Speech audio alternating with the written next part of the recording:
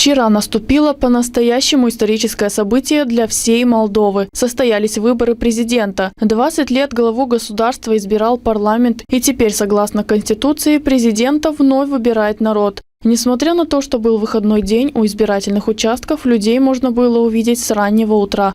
Каждый пришел голосовать с надеждой на то, что со вступлением в должность нового президента в стране произойдут положительные перемены.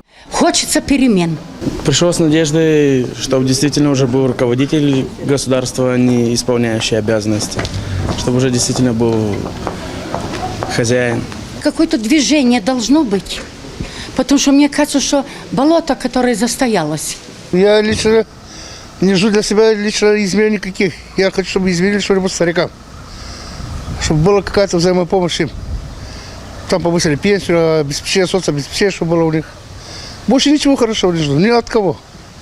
Этого не было и никогда не будет. Ну, я думаю, наконец-то вспомнят о нас и что-нибудь изменят. Я надеюсь на то, что будет президент тот человек, который действительно будет защищать Республику Молдова, независимость и его, как бы, именно, чтобы экономический, чтобы действительно работали, этот президент, который будет, он чтобы работал на народ, и чтобы он защищал народ всей Молдовы. Надежды на нового главу государства возлагает и башкан Гагаузии Ирина Влах, отмечая, что президентом должен стать такой человек, который будет думать о народе и налаживать отношения с международными партнерами. Молдова лязым olsun bir президент kim düşünecek Moldova için, kim düşünecek bizim Gagauziya için, kim düşünecek bizim insan için, kim düşünecek bizim Moldova olsun takavi, kim işleyecek hepsinin ama da ilkta düşünecek bizde olsun pixля отношения Rusya'la da başka partnerle. O için düşünüyorum bizim insanlar lazım çıksın seçimlere, bizim insanlar lazım söylesinler, kim isterler ayırma.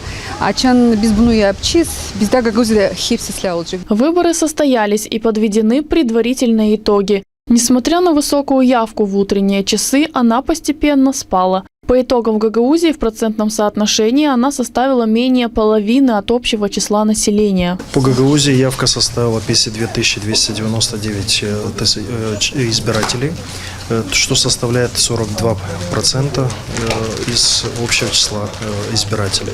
То есть это относительно низкая явка.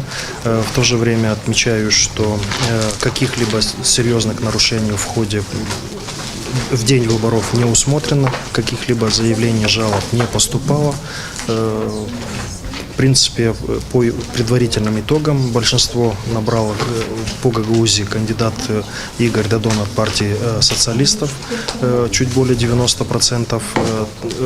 На втором месте расположился господин Чебашенко от нашей партии.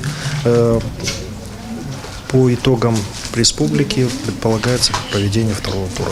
Окончательный итог президентских выборов будет определен во втором туре голосования.